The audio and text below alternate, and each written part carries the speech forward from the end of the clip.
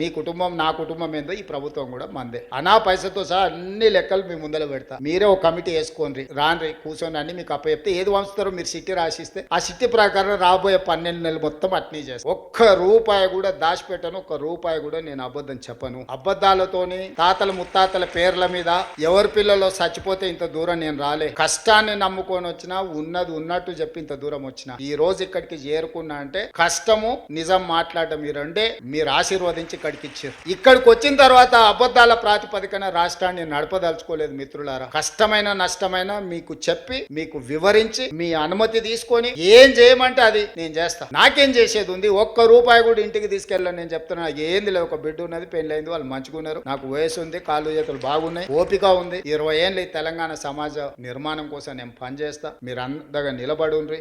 వచ్చినోళ్లే కాదు ఉన్నోళ్ళకు కూడా చెప్పుండ్రి. ఇది మన ప్రభుత్వం, దీన్ని రక్షించుకోవాల్సిన బాధ్యత మన మీద ఉంది.